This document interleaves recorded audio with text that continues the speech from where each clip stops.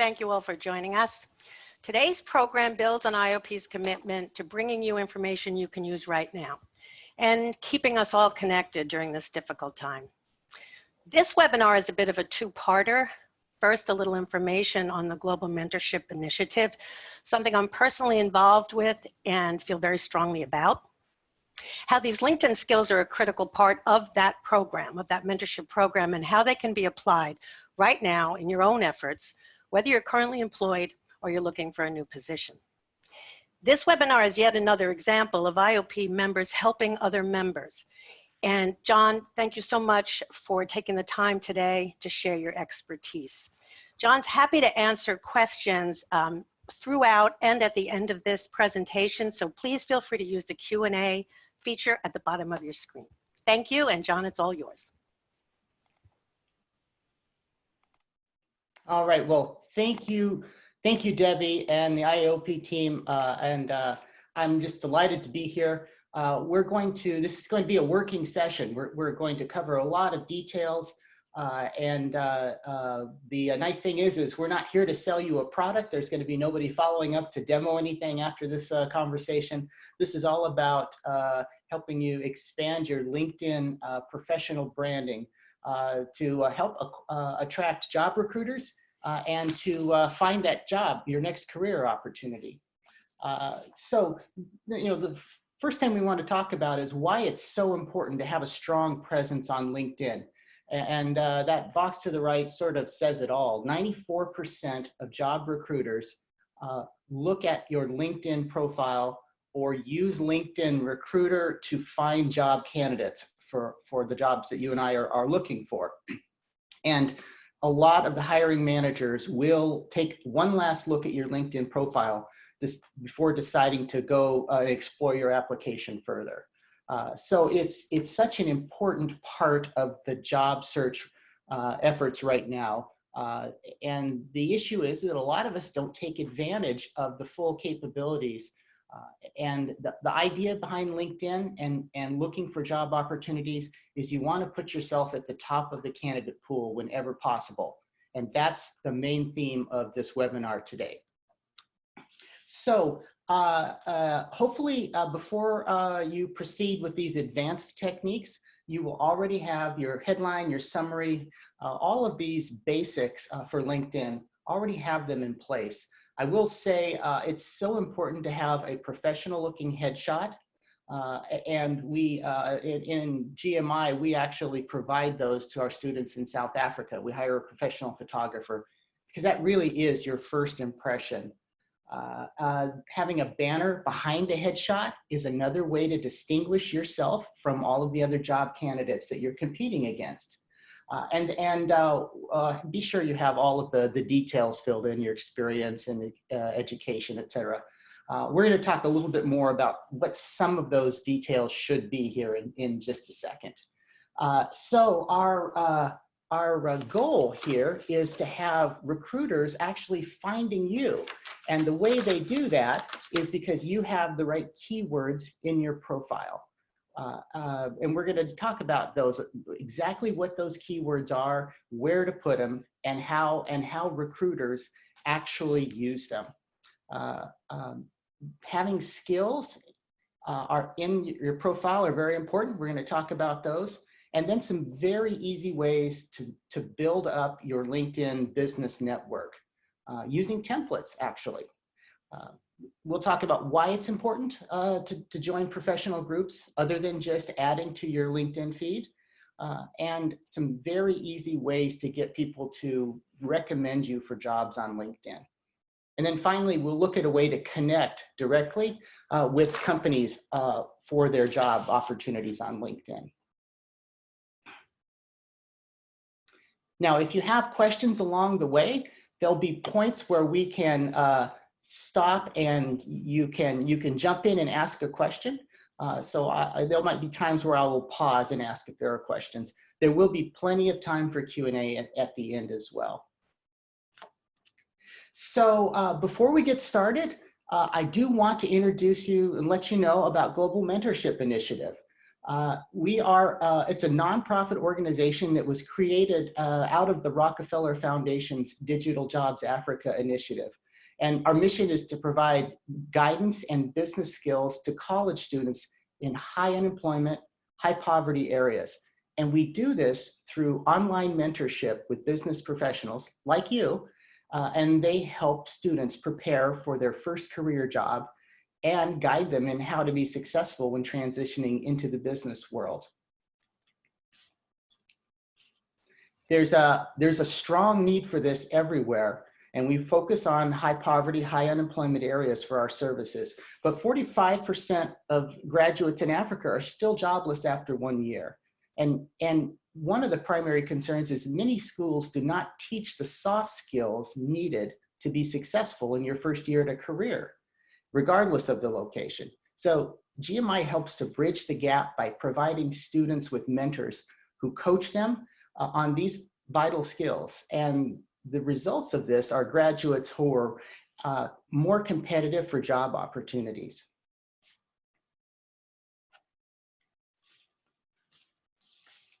So mentors do follow a specific program track to make sure that the students get the full value of the mentorship. And you can see the topics that we cover. It's a progressive mentorship that helps them prepare for the job world, markets themselves on LinkedIn. For example, you're going to be benefiting today from some of the mentorship that we teach students when they're preparing for their first career job. We help them with all kinds of templates, resumes, CV templates, how to connect with people on LinkedIn, even how to leave a voicemail for a job recruiter. So it's important also to note that we teach them how to answer the tough interview questions. We prepare them with a method called the SOAR method to systematically and efficiently answer interview questions that make you sound like like you have a well thought out response. Now, I'm delighted that Debbie Hamill and IAOP is partnering with GMI. In fact, Debbie is on our advisory board now and making this opportunity available to all IAOP members. It's a lot of mentors at first have apprehension about being a mentor because they doubt their ability to get through the curriculum, or they've never been a mentor before. But GMI makes it easy to be a great mentor because we provide everything you need to guide your student. It's 14 one-hour online sessions, which could be done once a week or once every 2 weeks. And you don't need to be an expert. All we ask is that you read one session ahead. We provide everything you need, including a great mentor guide, questions to prompt the discussions, even email templates for you to communicate with your students, so it reduces your time. So I would encourage you to consider being a mentor. And if this is something that you're interested in, please apply or go to the GMI website listed there. You can apply to be a mentor. You can also contact me directly, and I'm glad to tell you more about this effort. So thank you. So let's get into steps to boost your LinkedIn profile and attracting job recruiters. So the first thing is, let's put ourselves in the mindset of a hiring manager or a recruiter for a moment. This is what you're looking at here is a screenshot from LinkedIn Recruiter. It's how a lot of companies find job candidates on LinkedIn. And so we're just gonna, if you understand how you're being searched for, then you know how to make yourself searchable. And so that's what we're gonna talk about here. Of course, there's primary search priorities. A recruiter is looking for your previous job experience.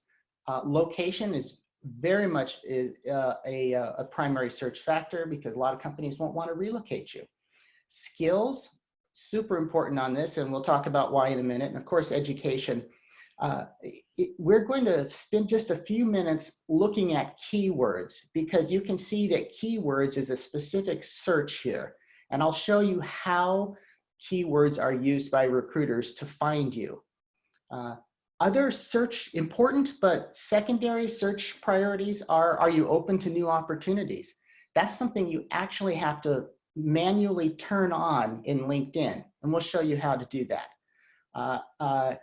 Do you have company connections at this company, and how many do you have? That shows how involved you are, how connected you are to the company. And then similarly, engaged with your talent brand up here in the in this section here. They will see how many of their candidates are engaged with their talent brand. So what does that mean? That means, are you a member of professional groups associated with the company? Have you followed postings by the company? Have you left comments or liked postings by the company? Do you join associated professional groups, or do you actually follow the company page? And so recruiters are looking for candidates that have a direct connection to or desire to be part of the company. This is one way that they narrow this down.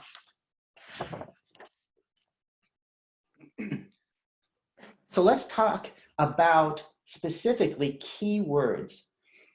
Probably one of the most important parts of this conversation today, because keywords have to do with skills, they have to do with location, they have to do with the industry that you want to be in. And this is a way for you to basically differentiate yourself. So they will put in the keywords in LinkedIn Recruiter.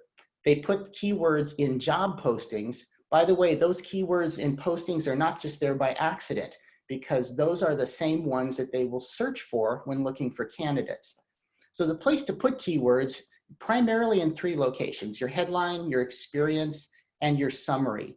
But LinkedIn's algorithms will search through your profile to find keywords. In your industry is definitely a keyword. You want to put that in. So we've got an example here. This is a typical accountant job. This was actually a real job posting. And we picked out the keywords that a recruiter purposely put in this and purposely searches on in LinkedIn. And there are 16 different keywords in here. This one is very rich with keywords. Most of the time, though, a recruiter is going to pick out the top 10 keywords. And those keywords are going to be the same as your skills. So if you want a perfect match with a recruiter, their keywords should be your skills. And we'll show you exactly how to do that in a minute. So how do you add skills? First of all, LinkedIn will let you add up to 50 skills. And this whole skills strategy is a way for LinkedIn to let your peers decide what your real skills are. So you have to be careful how you manage this and deliberate, because the weighting of these skills does matter. So rather than you wait for your peers to say you are good at accounting or bookkeeping or vendor management, you should put those skills in your profile first and then let your peers endorse them. Otherwise, if you let your peers put your skills in for you, you will end up with things that might be nice, but they won't help you in your job search, and actually can detract from it, because if a recruiter looks at your skill set and you've been nominated for skills outside of the specific functions they're looking for, they might decide that you're not the right candidate for the job. You can manage the top 3 skills that show up with recruiters, and you can reject nominations from your peers when they try to endorse you for sketch drawing, for example, and you want to be a vendor manager. You don't have to add sketch drawing to your skill set, so you can manage that. The idea here is that a recruiter will look at your skills. They will see the weighting that 99 people have endorsed you for vendor management, and that will validate that they should take you to the next level in the interview process. So it's important, first of all, to have the right skills, and second, to get people to endorse them for weight. The best way to get people to endorse you is for you to endorse their skills. And you can go do this. You can ask for endorsements. They will see when you endorse, they'll get a message that this person they know has endorsed that, your name has endorsed you for the following skills. You can directly ask them to endorse your skill sets as well. Just be sure you manage the process, that you have the skills there that you want to be found by recruiters for. It's real easy to actually endorse somebody. You just go to their profile, scroll down to where they have their skills listed, and click on the plus button next to the skills that are there. You can add new skills, but if I've taken control of my profile, I would rather you not add new skills to my profile or suggest new skills. I would rather you just endorse the ones that I have there. Now, I'm going to pause just for a second to see if there's any questions about keywords or skills before we go on to making connections. John, there's one here. If my title was director or vice president at a mom and pop small organization, but I know my skills are more on the manager level in the corporate world, am I diminishing my profile or worth if I put that I am looking for a manager or non-executive position? Yes. So the nice thing about LinkedIn is it sees that you are a VP or a director at a small company. Recruiters will know the size, the number of employees at the company. So it doesn't matter so much that you're a VP at an under 10 or under 50 location. They'll already have that information. So it's not as if you are inflating your title. That is your title for that company. If you ask specifically, or you make it known that you're looking for a manager level position or a senior manager in a larger company, that usually is okay. I wouldn't feel bad about that. I wouldn't change the title though. We have one more, John. Okay. Can I go ahead with that one now? All right. Yes, please. Do I add the skills by selecting them and add the same skills in the summary description? Yes, go back here. So physically, this is how you add skills to your profile. Click on this and add skills, and then you can type them in, and I'll get to the second part of your question here in a second. It's very important that you use the standardized skills that pop up in the search screen. So if you want to be a vendor, let's just say vendor management is a skill. And you type vendor, M-A-N-A-G, and vendor management comes up, use that. Don't type vendor manager on your own. Don't make a free-form skill, because you want to use the ones that recruiters most frequently search for, the standardized. Now, it's very important to put these keywords in the summary is important as well. And I think, of course, you don't want to front load all of the keywords in one paragraph to make it look like you're just filling that up with keywords. You can create a story, use 4 or 5 keywords in your summary about your career and progression and what you believe your next step is.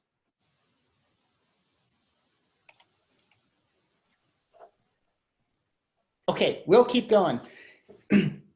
And we will stop again in a few slides here to talk about business network connections. But it all comes to this, how many connections you have and how valuable are those connections on LinkedIn. So in summary, you want to make a lot of connections in LinkedIn because those connections lead to interviews, they lead to informational interviews, they lead to informal meetings, and there really is a strong value in having a large network. So let's for the purpose of today's discussion, let's look at target companies that you want to work for. So if you want to work for a specific company or you want to look at job opportunities in a specific company, anybody that you know that's in the company can help you, can actually refer you to a job opportunity directly to a recruiter. But if you're not that far yet in the process, try to make connections with people in the company. Try to reach out to the vendors of that company. And because when you get connections with senior level people at vendors of companies, those people usually are connected to people at the company itself. And I'll show you exactly how to make those connections in just a second. Current and past work colleagues, of course, across different industries, different companies, because you never know who's going to know somebody that could be helpful in your job search. People in professional groups as well. We'll talk about why it's important to join professional groups, but obviously here is you get exposed to people in the companies you want to work for. If you have other non-work related common interests, that's a way to make a little bit more deeper connection with somebody who then is more likely to refer you in a job position. You should try and set a goal for at least 1,000 connections. LinkedIn will label you as an all-star when you have 500 connections, but the truth is the more connections, the more opportunities are going to come your way. So here's a little tip here at the bottom. When you go to somebody's profile, and if you don't see the connect button, you can still connect with them. You just click on the more button, and then hidden down here in gray is connect. So you can connect with, you can try to connect with just about anybody on LinkedIn, unless they've specifically blocked it. John, we have a couple more questions. Sure. Can I jump in with them? One, I'm sorry I missed earlier when we were talking about, I'm a director here, can I apply for a manager there?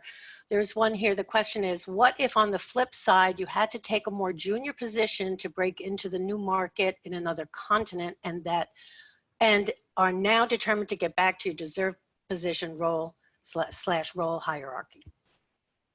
Yeah, that's, I'm skipping ahead a little bit when I say this, but if your skill sets match and general experience matches, your location matches, you're flagged to a recruiter, they're going to click on the button for you to learn more.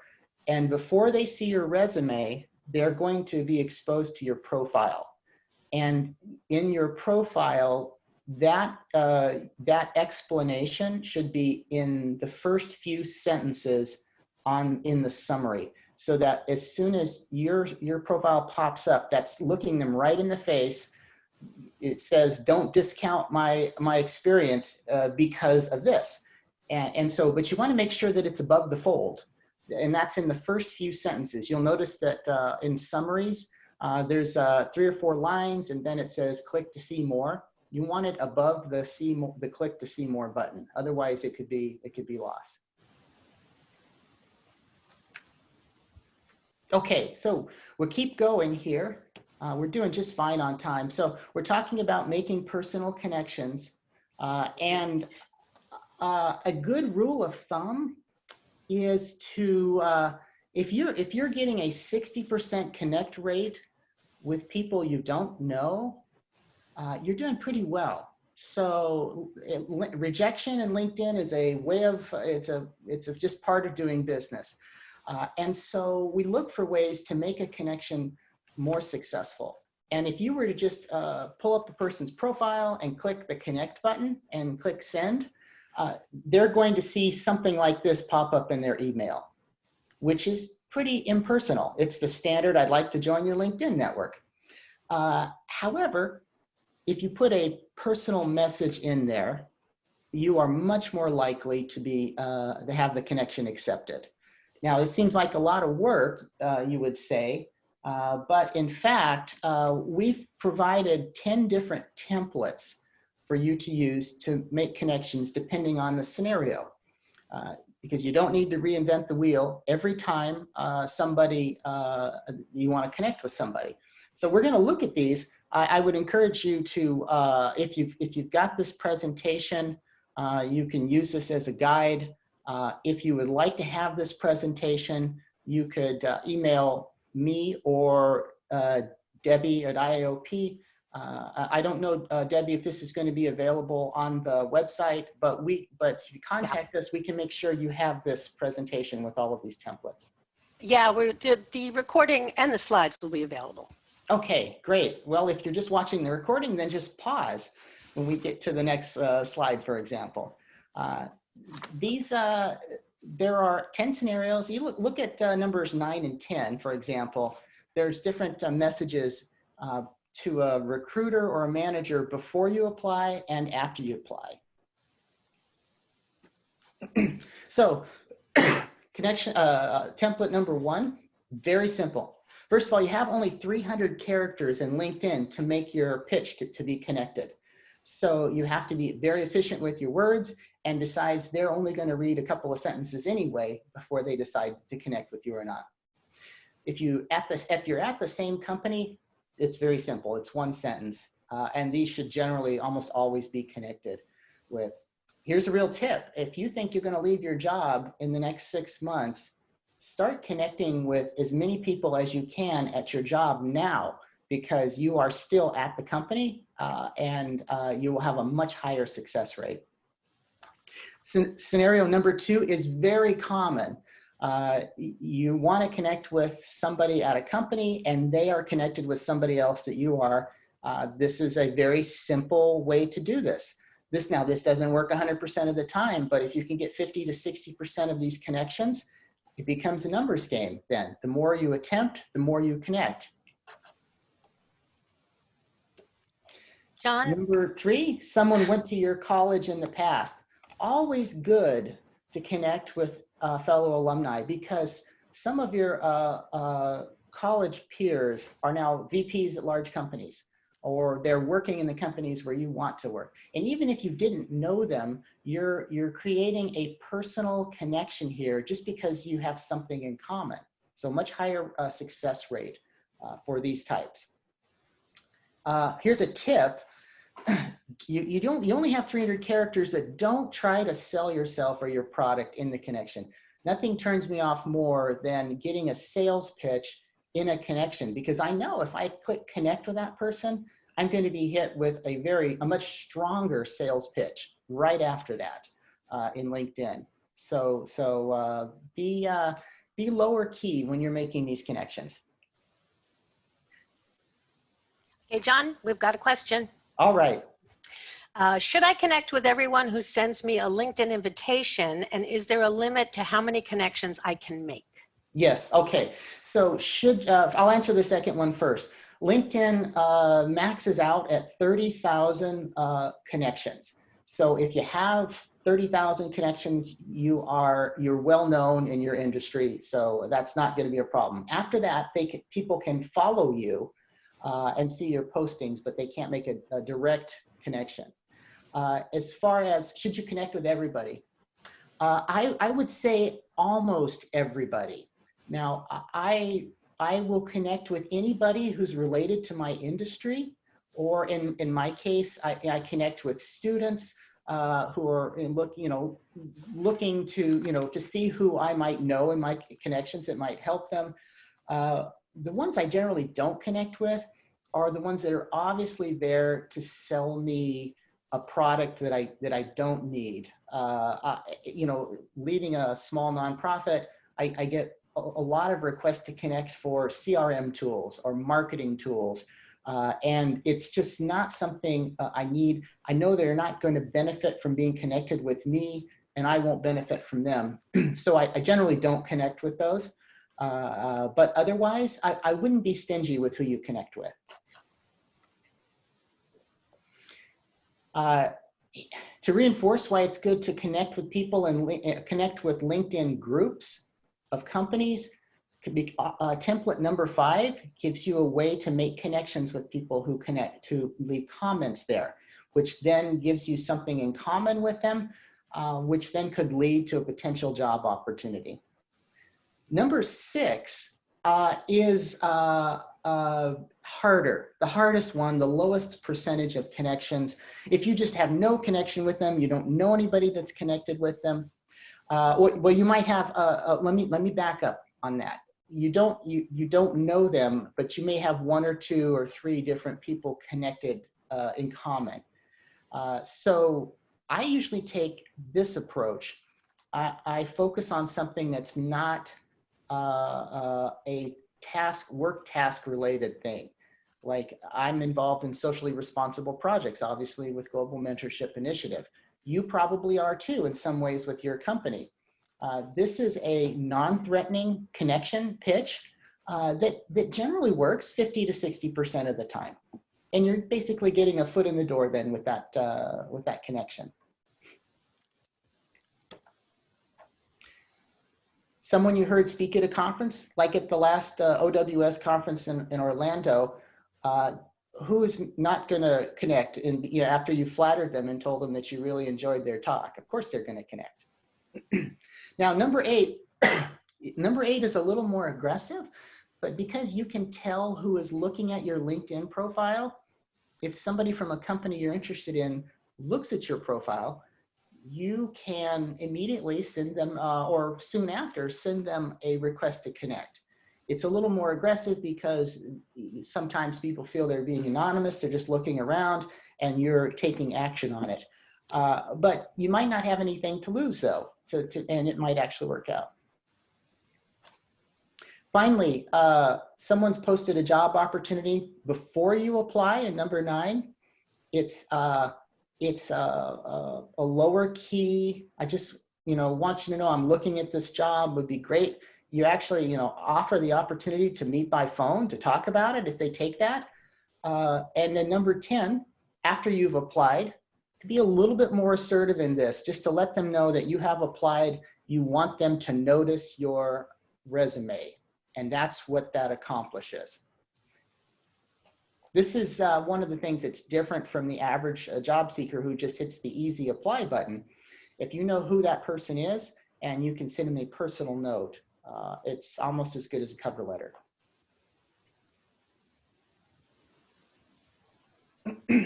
Now, we've hinted around professional groups and company pages.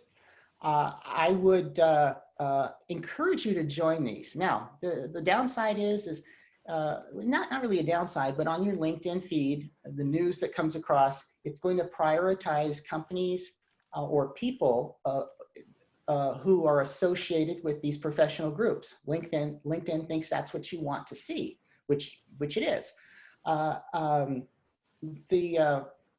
So it will change your feed for news. The positives, though, are that if you follow a company, join a group associated with a company, it increases that recruiter metric engaged with your talent brand. So remember in the first couple of slides, the top of this discussion, we looked at the LinkedIn recruiter page, and engaged with your talent brand was one of the key factors at the top. How interested are you in that company? This is one way to get on that list. And so you should definitely follow company pages of companies you're interested in and groups.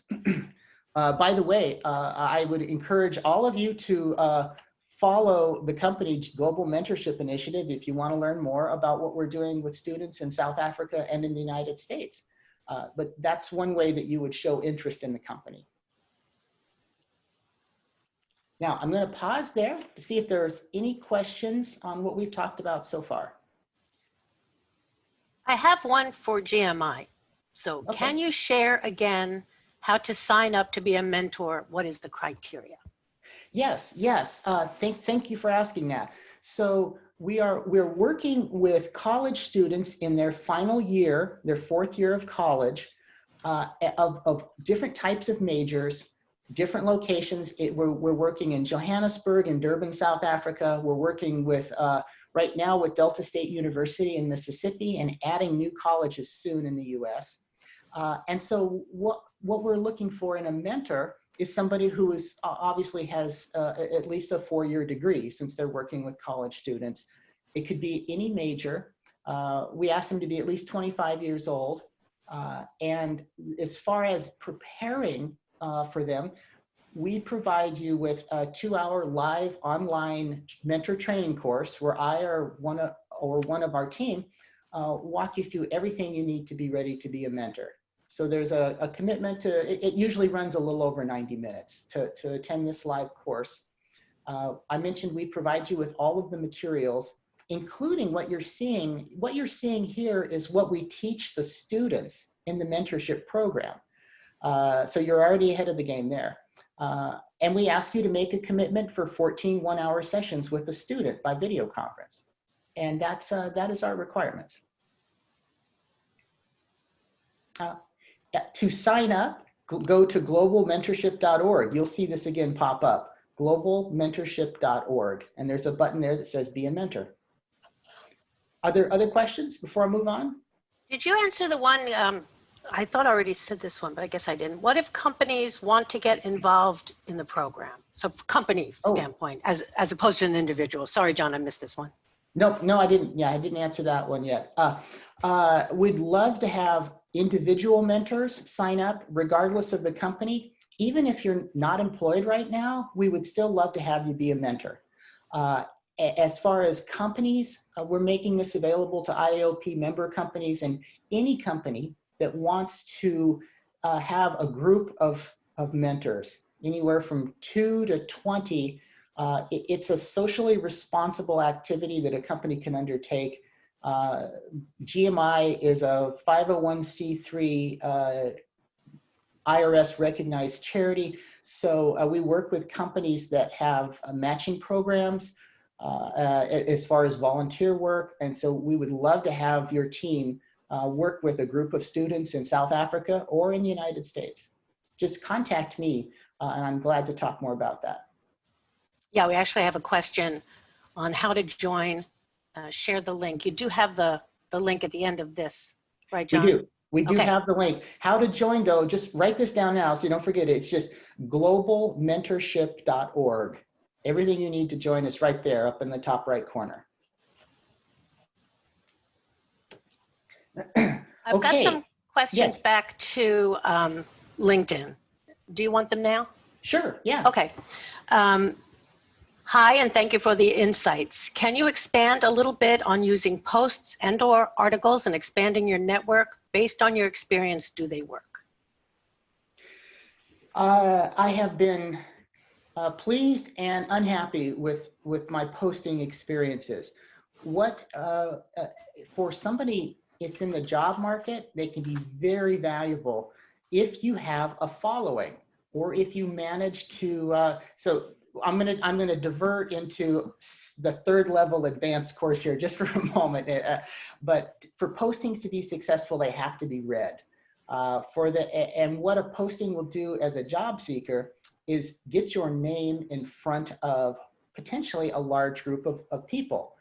And it's going to start with that group of people is going to be who you're connected to on LinkedIn. That's your primary connection audience. The secondary connection audience is if they share that post or leave a comment on your post. Then it can be shared on to their LinkedIn feed. And then hopefully, you know, if you have something great, it could be shared beyond then. So we're right here on the perfect page for this. If you join professional groups, then your feed can be shared to people in those professional groups as well. That's another reason that you want to expand to do this. Now, the reality is you probably won't reach as many people as you hope to. And secondly, LinkedIn will tell you the number of views of your post. And you might see, oh, I've got 500 views of my post. That's great. A view, though, means that it has appeared on somebody's news feed and they scrolled through it. That doesn't mean they had actually read it. So, I mean, those are the realities of this. You may not be as happy with the direct results, except that it creates some name recognition and gets your name and face out in front of a lot of people, potentially. Okay, we're gonna keep going. So we talked about why it's so important just now to join groups. Professional recommendations. This is something that not enough people take advantage of, but it's a key differentiator when you're looking for a job. This is your online job reference. So no longer do we have resumes with people's names and call this person for a job reference. These are now visible by anybody that's gonna look at your profile anytime. So the mechanics of doing that are on the left-hand side of your screen there. It's very simple to ask for a recommendation. And you should have at least 5 of them, because this is a differentiator. Recruiters will read them. This is part of your first impression. It's all done now via LinkedIn. It's very simple to do. Choose your candidates for this, your colleagues, your managers, professors. Choose them carefully, and because you want them to have a certain amount of credibility. And you're allowed to approve the recommendations before they're actually posted to your profile. Excuse me. So that's the mechanics. But how do you actually achieve these? Well, what we've done is we've given you a template here, because how you ask for them is very important in the success rate. Now, I will tell you right now, I've been regularly asked for recommendations, and I have the greatest intention to actually give a recommendation if it's somebody that I know or somebody I've worked with in the past and I've had positive interactions with. I'm glad to do that. The problem is I'm always unsure on exactly what to say in a recommendation, because I want to write what is going to be most helpful to them. And the second problem is it is never the priority of the day for me to do this. So it's always in my email inbox, and I get to 10 things today, and that's always number 11 or 12. And so weeks go by, unfortunately, before I say, okay, I just got to do this and get this off my to-do list. The way to get around that, the way to get an instant recommendation, is when you send them this request, send them a sample text of what they can say. You will receive a lot more recommendations and a lot faster if you just write it for them. And so this is a sample request here. And you tell them why. You might be looking at new career options, or you're a student graduating soon, and a personal note from you would be very helpful. It's very short and sweet. Here's the key though. To save you time, below is an example that you can use, but I'm glad if you want to use different text. And of course, you always give them an opportunity to bow out gracefully if they don't feel comfortable in your recommendation. So pick one of these. There's 2 different styles. Of course, you personalize it. It could be based on your career, your personal life, a volunteer situation that you worked in together, or even a school setting. Give them one option. Don't send them 2 options. And that's how to almost instantly get recommendations. Are there questions on that before we move on? Well, there's a couple of questions, and I think they can fit in right here. One that's been up here for a few minutes. How do you rate straightforward in-mails to senior leaders in target companies and/or senior recruiters, letting them know in a couple of lines about your professional edge and that you're available and would love to have an opportunity for an interview? How would you rate that? Yeah, it's an option to do that, but I'll give you my opinion on this. I see in-mails messages on LinkedIn, and the first thing I think about is it's a sales mail. It's an ad. Somebody's selling me something. The way I would do it is when you're connected with somebody, you can generally see under the contact details on their profile, you can see an email address. Now, 9 times out of 10, that's going to be a personal email address. A personal email address is better in my regards for a personal connection than a LinkedIn share in-mail. Now, what's even better is a corporate email address. And we know that probably 80% of corporate email addresses are first name dot last name at companyname.com. Doesn't cover all of them. It covers a lot of them. If that doesn't work, you're going to get a bounce back, and you'll know you weren't successful. There are tools, there are free tools out there that can help you determine the format of a corporate email address system, as in first name dot last name or first initial last name dot company.com. So you can, if you work at it hard enough, you can 95% of the time, you're going to be able to get the corporate email address of the senior leader, and that personal email goes a lot further than a LinkedIn in-mail. I want to be conscious of time here. Debbie, Yeah. do we have a hard stop right at 9? We should be finishing up soon, though. Okay, one more about recommendations. Can I reorder the recommendations I received? Well, you got me there. I don't know. I think they're generally done by time that they come in. I don't know if you can reorder them or not. Okay, so we're doing fine on time, as long as we're answering questions along the way.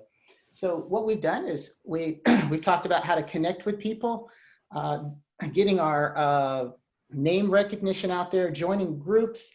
We've put the right keywords in our profile, and by the way, on keywords, if you have different jobs you're applying for, you want to have different resumes with different keywords in them. Every job you're applying for should have a customized resume with the right keywords. Why? Because recruiters don't read email resumes by eyes anymore. They use applicant tracking systems, ATS, and each one of those matches keywords in your resume with keywords in their job description. So one resume does not fit all in today's world. So now we're going to look at finding jobs. There's 4 different things I want to highlight here. The LinkedIn jobs board, which we'll look at here in a second, but there's a lot of filtering capabilities in the jobs board. And so we'll look at that as well. The job alerts. So once you find a type of job that you're interested in, you can save that job and you can turn on job alerts so that jobs similar to that, you will get an email feed when those pop up. Job alerts also looks at your skills to try to match you with skills as well. And it matches your job alerts correspond to your profile when you turn it on for recruiters to find you. We'll show you that in just a second. And then you can apply directly in LinkedIn for a position. And upload your resume. Remember, your resume is going to be customized for that job with the right keywords. But when you apply, a recruiter is going to see your LinkedIn profile first before they see your resume. So consider it your first impression. The first thing you need to do is tell recruiters that you're available. And you do this by clicking on the Jobs tab, clicking on the Career Interest tab below it, and then you get this pop-up and go to profile. So it's that simple. Once you do that, you're given another screen here. Now, this is super important because remember LinkedIn Recruiter that we looked at, all of those search fields, this is where they match up. The titles that you're applying for, be sure you have the right titles listed. Don't, try not to freeform write a title because a recruiter is going to find you most likely by the standardized titles. Having a job location is very important, especially if a recruiter is not interested in relocating somebody. If you don't have this in here, you'll be overlooked for jobs. And then of course the job type that you're looking for. Now, important to note down below, it says, who's going to see this? Only recruiters or everybody? If you don't want your existing manager to see that you're looking for a job, make sure it says only recruiters. However, LinkedIn is careful to point out that recruiters at the company you're currently working with will still be able to see this. So just be aware of that.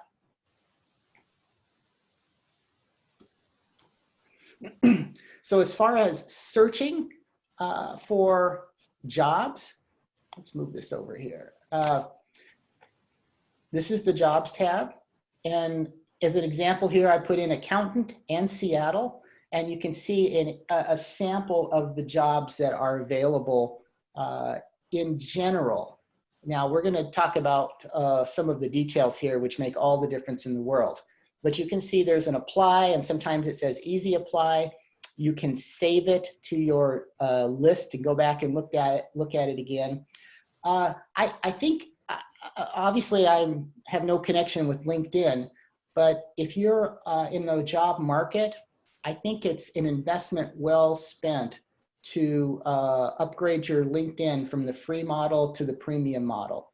And the premium model, I believe, costs anywhere from $30 to $60 a month, depending on the features and if you pay annually or monthly. But if you're looking for a job, it provides you a lot more opportunities and a lot more insight, which we're going to see here in just a second. It might be well worth it to have it for a few months.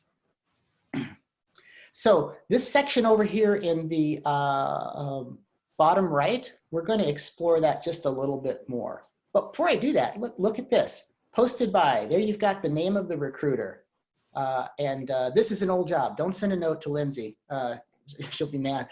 This is an old posting. But sometimes you get lucky and you know exactly who you need to target. So expanding on that lower right-hand section there, I grabbed a different job example here that was a little more relevant. This is what that looks like.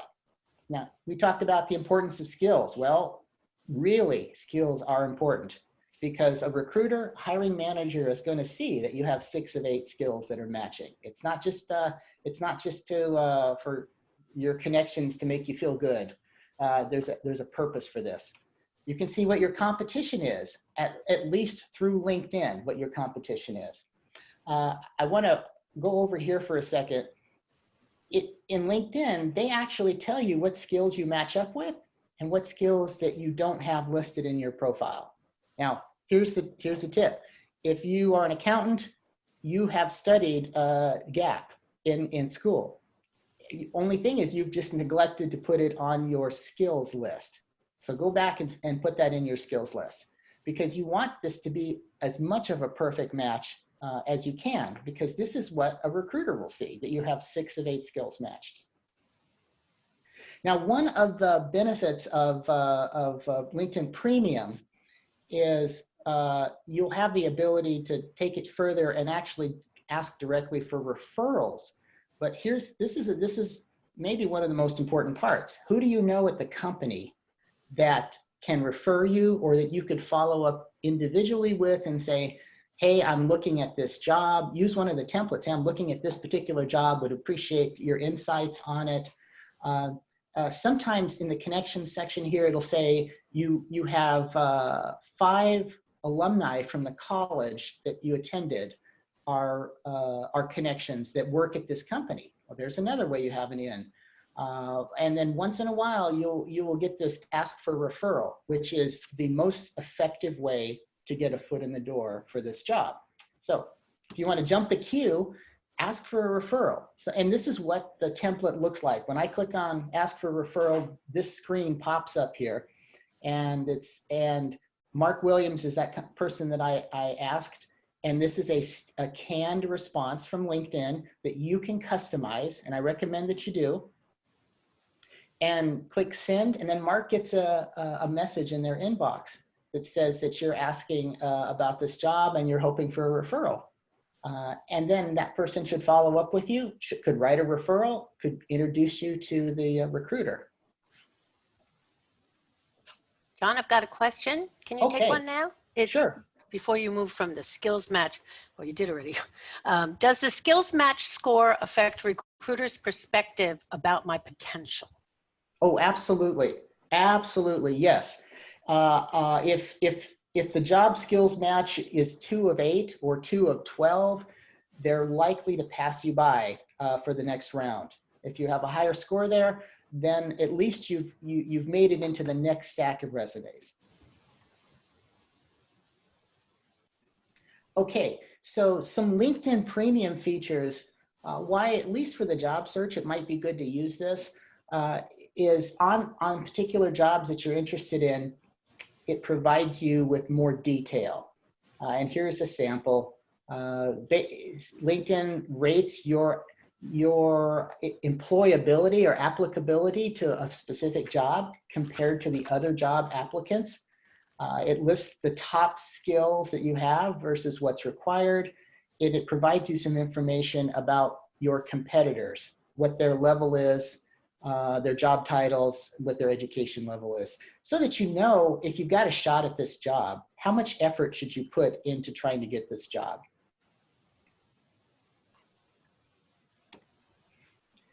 Finally, the filtering system in LinkedIn is pretty good. It's important, if you want to be one of the first applicants of a job, you can click on past 24 hours, past week, specific types of jobs, locations if it's applicable, even down to very specific companies. And the experience level over at the bottom right is very important. LinkedIn will help you cut down the jobs that you would not be interested in by you checking the experience level that you are interested in. Now, that concludes our discussion. I'm glad to answer any more questions now. We have just a couple more minutes. If not, we can end a few minutes early. Just a reminder, this is where you can apply to be a mentor or learn more information. Please contact me directly if you have any questions about Global Mentorship Initiative. We would love to have you be part of this program to help students in underserved communities and help them get ready for their first career job. Okay, I think I've got one more. Shall I ask for referral when I don't have a strong relationship with the people working at the company? Generally, that doesn't yield positive results because that person is kind of putting their reputation on the line with the job recruiter or hiring manager. And so it would be better to make a direct personal connection with them, maybe even meet for coffee when we're allowed to do that again. But no, if you don't know the person, haven't actually talked with them, it doesn't usually yield good results. Okay. Let's see. I'm looking to see. Okay, one more question about GMI. Where are the students located who we will be mentoring?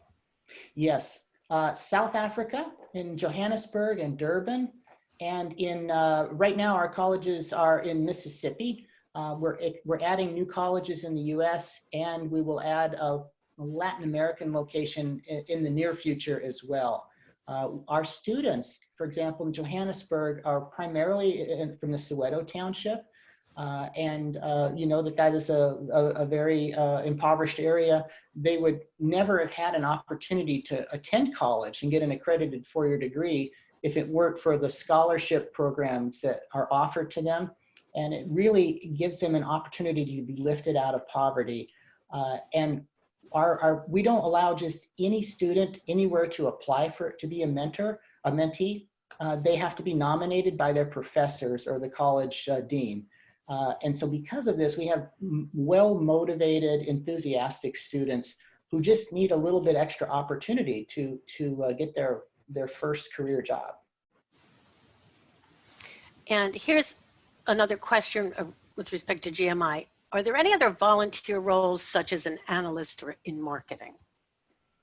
The answer is yes, there will be soon. If this is something you're interested in, please send me a personal note because we're always looking for help in that way. And one more question back to LinkedIn. So how do you nurture the relationship after connecting? Do you have any tips for that? Yes, I would say it depends on how well you might know this person or have an opportunity to know them.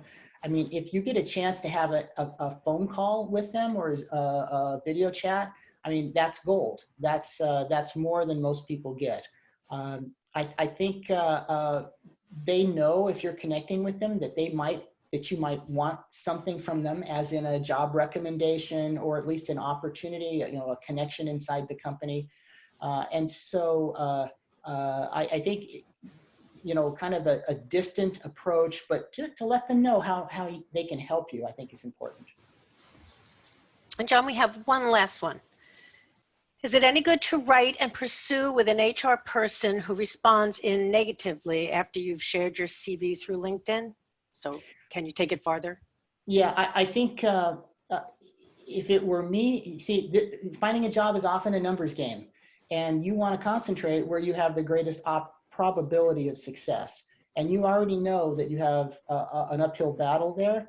And because you can use templates to connect with a lot of different HR people, recruiters, you can increase your numbers.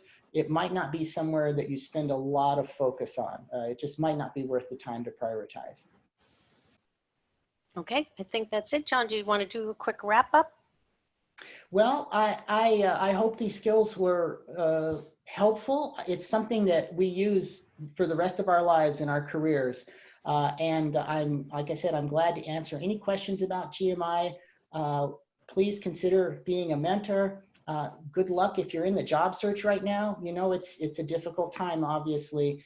And use some techniques like these to distinguish yourself from the average candidate. And I'm wishing everybody well. Well, many thanks to you, John. Also, thanks to all of you that were able to join us. The webinar will be available for replay, I say shortly.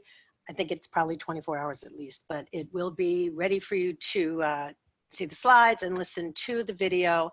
And in our efforts to keep all of us connected and help where we can, please do visit IAOP's COVID-19 Resource Center. It's accessible off the IAOP homepage, where we house the calendar for any upcoming webinars, as well as other relevant information that's been sent in from our members.